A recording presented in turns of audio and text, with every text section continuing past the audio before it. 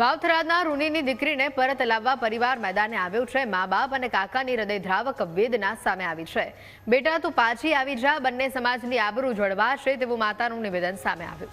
સાથે જ માતાએ કહ્યું કે અમે બધા તારા માટે દુઃખી થઈ રહ્યા છીએ, ઘરે આવી જા।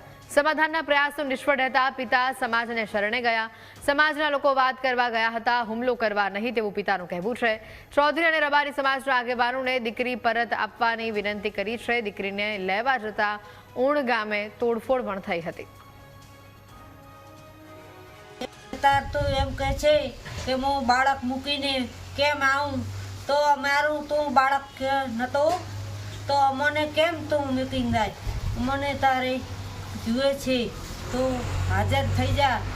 તારું કુટુંબ તને કહે છે, તારું ગામ કહે છે, તારું સમાજ કહે છે, તું બેટા મારા કહેવાથી આટલું હપડીને ઘરે આવી જા। અને રૂપિયાથી વ્યાજ વાળું છે, મારો ભાઈ પરિવાર દુઃખી છે, મારું કુટુંબ પણ દુઃખી છે, મારા ગામને પણ લાથા રહી છે, અને મારી સમાજ બે દુઃખી છે। રબારી સમાજ દુઃખી છે, પટેલ સમાજ ઘણી દુઃખી છે। આમાં વિખવાદ થાય, સમાજ બે સમાજો દુઃખી થતા તો સરકાર પણ દુઃખી છે। આવું મારી વિનંતી છે, અને કોઈ બી ભૂલ થઈ હોય તો બેટા અમે સ્વીકારી લઈએ છીએ, અને અમે માવતર છે, અને તું સુરું છે, સુરું કપાતર થાય, માવતર કપાતર ના થાય તો તું વેલાહાર વધારી જાય તો આ બધી સમાજોનું ડખો મટી જાય બેટા। બંને સમાજો આવું ના કરે અને શાંતિપૂર્વક આનો ન્યાય અપાવે એક ગરીબ ઘરને।